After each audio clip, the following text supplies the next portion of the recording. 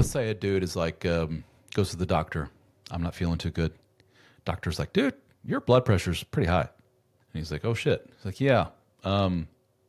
If I may be so bold, Mr. Patient Man, you need to lose like 50, 60 pounds. You're overweight. The guy's like, oh shit. He's like, yeah. I'm going to give you blood pressure meds. I'm going to strenuously suggest that you hit the gym and change your diet immediately. Here, I can refer you to somebody for the nutritional help. Go join the gym, do some cardio. At your age, let's say the guy's like 55 years of age, right? 55. 55 years of age, it's important you do like resistance exercise, strength exercise. Every study seems to show that the more resistance training you do, the healthier it is for you as a man, et cetera, et cetera. And then the guy goes, I ran your blood tests. Your serum cholesterol is way too high.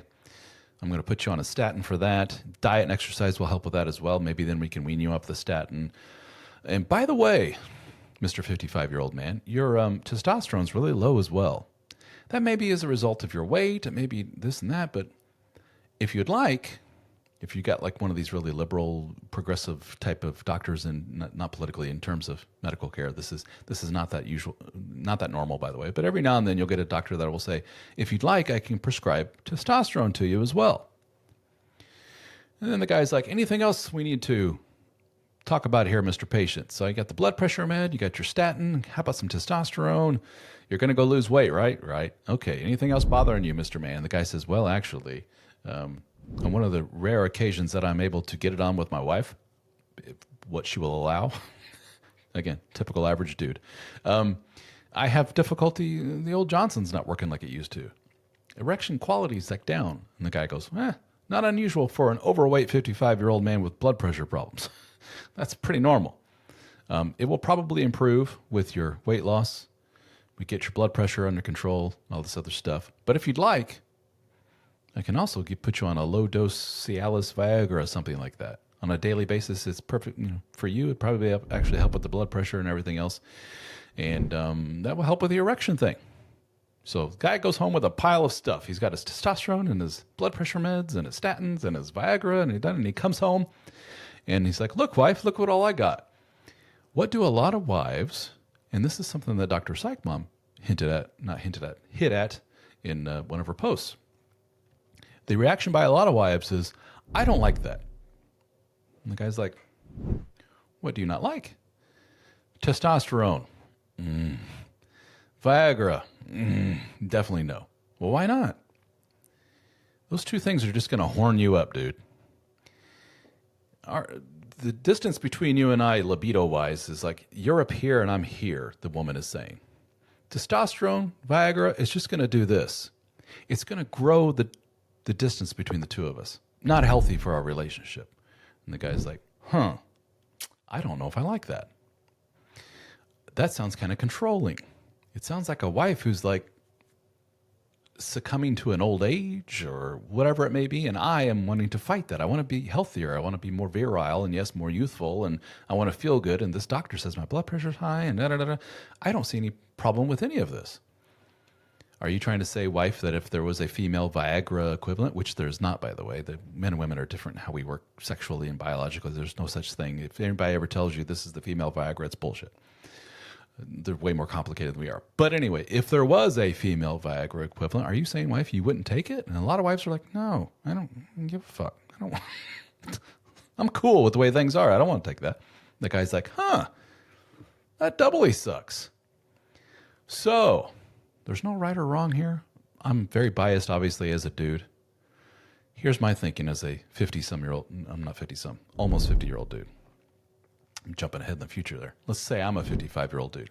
If I'm a 55-year-old dude, which ain't too far down the line for me, I'm going to take whatever, as long as I'm healthy in the process, to stay as virile, energetic, healthy, live long, do whatever, be strong, and all that stuff. And yes, if it has the ancillary side effect of increasing my libido, so be it. Part of me, my knee-jerk reaction is, that's a wife problem, not a guy. That's not a me problem. You're unhappy with that I'm improving myself because it may have the ancillary side effect of increasing my libido, which you have a problem with? That don't sit well with me. Now, if the end result is, but I want us to stay together, the case could be made, well, then, wife, I'm here, you're here, and I'm going like this.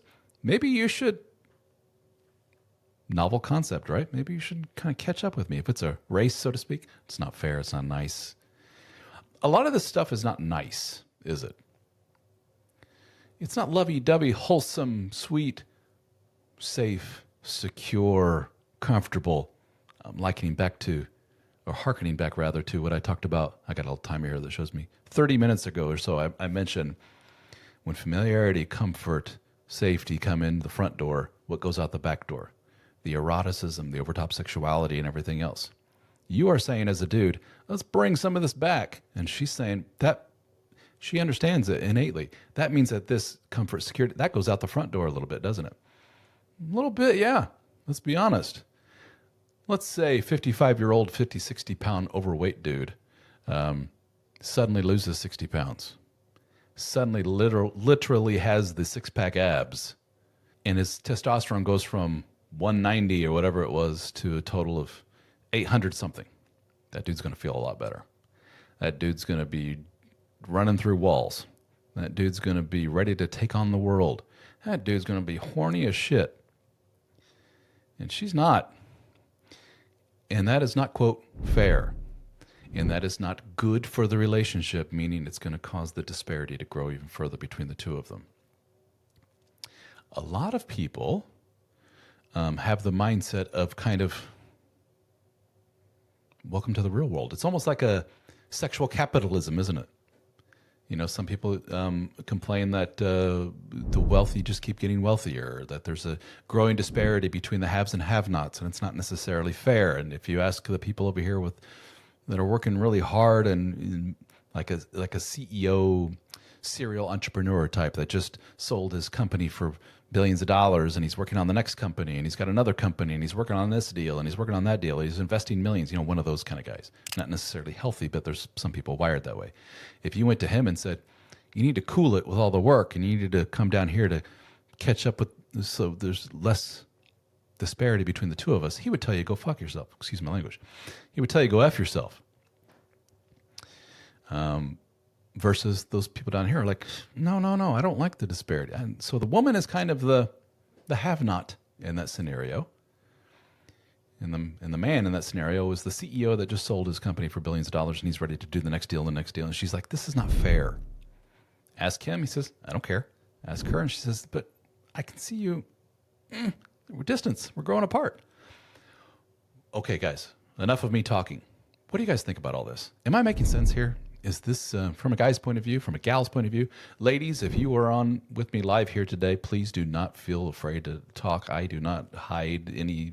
This is not anti-woman by any stretch of the imagination. I'm hoping you listen to this and say, this is a valuable perspective from a guy that maybe you hadn't thought about before. I did a chat with a gal, and I will be doing I will be on her podcast next week, Monica. Last time I spoke to her, she has her own YouTube channel, podcast, and so forth. She is of the, we talked about the up here and down there. She's up here. She's shooting whatever to her body. She has, she went to the doctor and said, libido's down. I don't feel so good. And they put her on the hormonal replacement therapy. And she's like, I ain't going back. New me. And she said what a lot of women say when they go on those kind of therapies. I finally get it. Get it meaning what my husband, his thought process when it comes to all this stuff. She is now more on team dude. She feels it. And she's like, I understand now. And I'm not going back. And her whole mindset is shifted in terms of what it takes to keep this relationship machine running. It's not so much resignation as it is active work. And some of that active work is kind of shallow and not so nice. And it involves the physicality and staying in shape and working out and injecting this and taking this pill and da-da-da-da.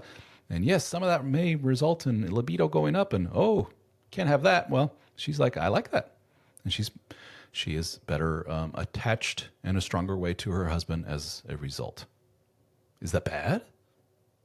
Is it bad because this woman over here says, I don't want to go down that road of shooting and injecting and all this other and medical interventions? I just want to be me. That's not bad either.